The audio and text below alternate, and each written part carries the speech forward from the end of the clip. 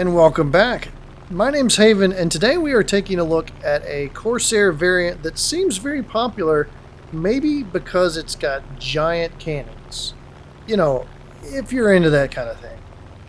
I'm going to start us off here with a game that, honestly, you really shouldn't be impressed about. You're going to see some brain-dead gameplay by the enemy team. But what you are going to see is the cannons in action. So that's the main appeal of this variant of F4U Corsair. It's basically the F4U-1D with cannons. And somehow that justifies a 1.7 BR boost. And you can kind of get away with it. It kind of works, especially if you have enemies like what I'm encountering in this game. As you can see, it doesn't take a lot to knock planes out of the air with these cannons. They are very powerful. The problem is the platform that they're still attached to. Now, some people say that the F4U-1D is a late war prop in an early war BR, which I kind of agree with. However, this plane is still very much not the meta. And it's really held back because of its climb rate. It's not held back because of its cannons. So, what you can expect to do in this variant is to take a good amount of head-ons, more than you might take normally, and if you can get one shell to land, you'll be very happy with the results. What you won't be happy with is your climb rate, your compression, or your turn rate. I don't even know what this guy is doing. He looks like his engine was off. I don't even know. I truly don't know. This is going to be the one good dogfight in this match. It's going to be a D5, the Swedish D5, and I think he incorrectly cuts his engine here in this dogfight, attempting to get me to overshoot. I've already spent my weapon this match, and I do struggle to kind of not overshoot. I also don't want to compress into the ground right there. That was an opportunity for me to compress into the ground on accident. And then really I'm trying to lag pursuit here to stay behind him. And I think this is what I'm talking about. He should be faster here. I think he cut his engine to try to get me to overshoot. I cut my throttle, and I actually used one of the advantages of the Corsair. I dropped my landing gear air brake here just to really cement myself behind him.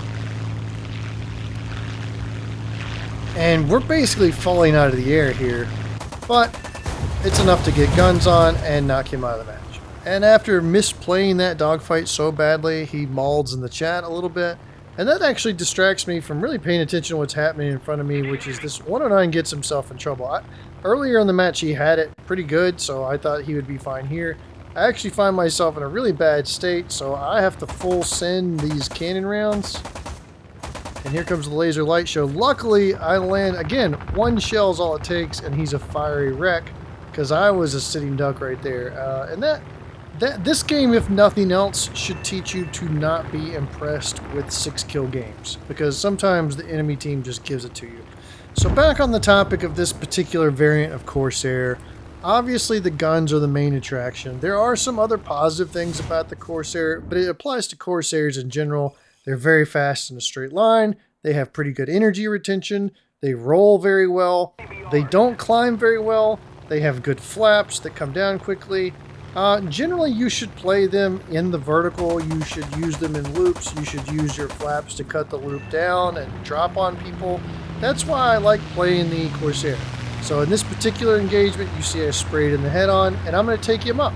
I have way more energy. Going to use my flaps.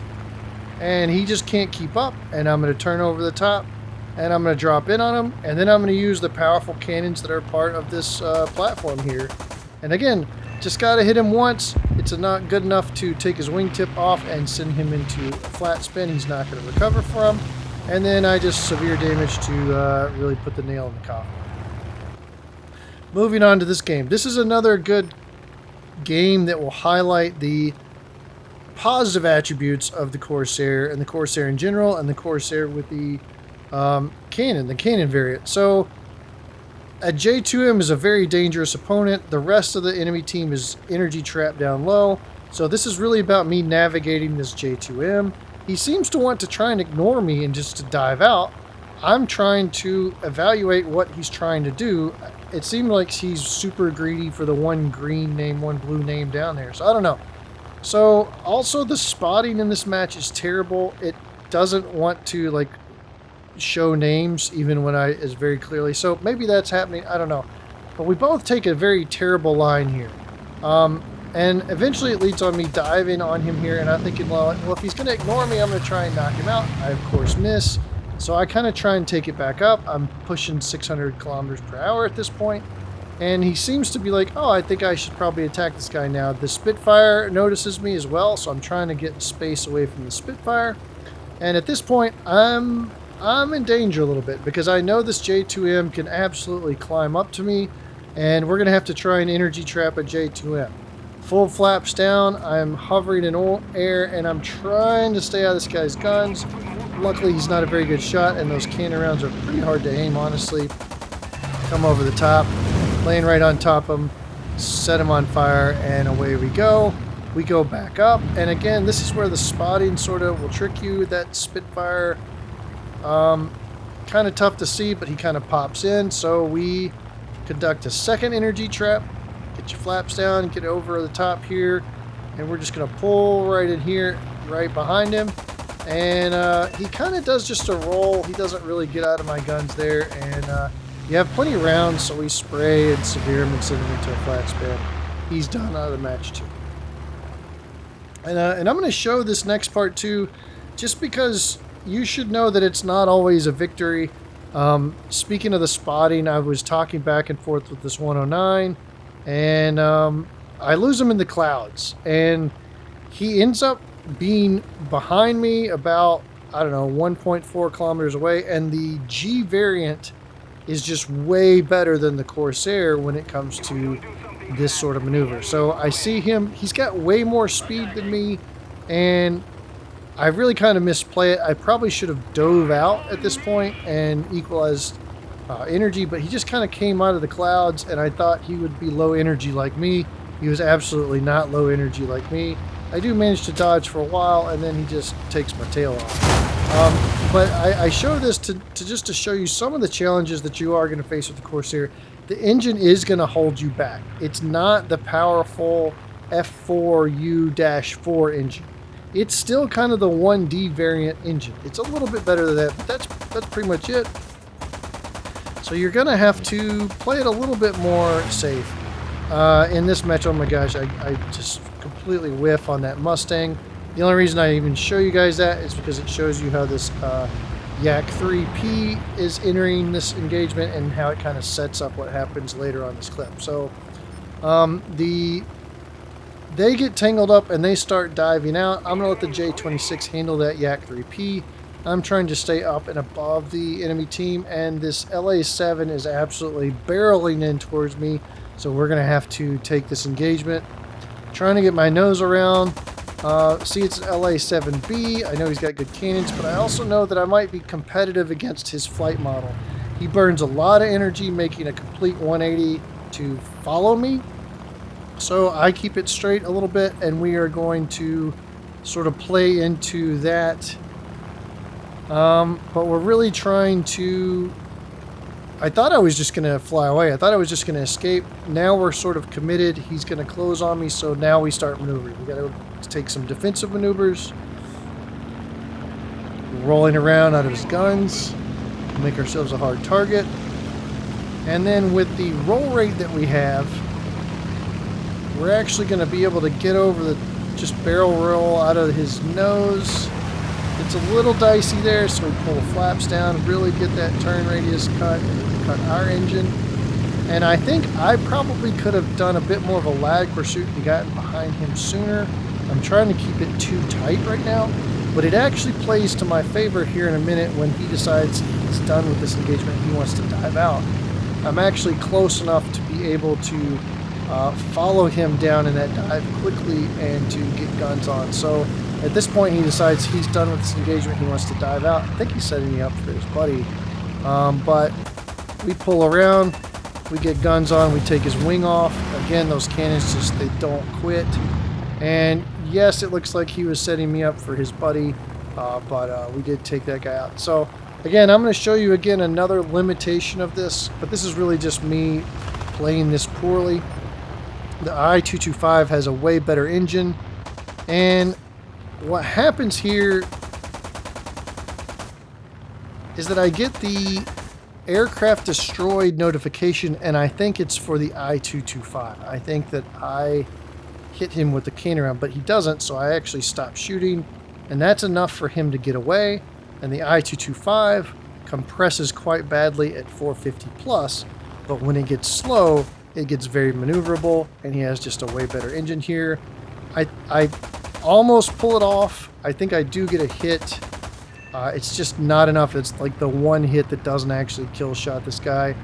So at this point, I'm stalled out. He's close to stalling out, but he has a better engine. He's going to recover faster. He's going to be more maneuverable, and he's going to drop in on me. And I have been energy trapped. So for all those shorts that I show where I energy trap people, don't think that you're immune. But you know, I got his buddy, and that counts for something. We're going to move on to the next match. This is going to be the last game I show you guys. This is, in my opinion, how you should play the F4U-1C, which is to kind of pair up with a buddy. I'm side climbed. I see this Yak 9. He may or may not need my help, but it's right now a 2v1, and I'm going to make it a 2v2. They do end up getting the Yak, and so now it is a 2v1 again. Spraying the head on, make the J26 dodge. And the Spitfire is trying to escape from me, but he's just not going to be fast enough. So now he's going to 180 and 180 dive away. If you're going to dive away, I'm actually going to turn it, and I'm going to turn some of my energy back into altitude. So we're going to try and energy trap this Spitfire. Let's see if he follows me up. He is following me up, but he's staying kind of too far away. Flaps down. We're going to drop on the Spitfire. But honestly, I saw the J26, and he turns out to be a better target here. I am getting some teammate help, and use that ammo count. With this variant, you do have a pretty good amount of ammo, so use it. And we're going to follow this J26 down because he is still above the other Spitfire that's in the area, and the Spitfire is being engaged by the Yak 3.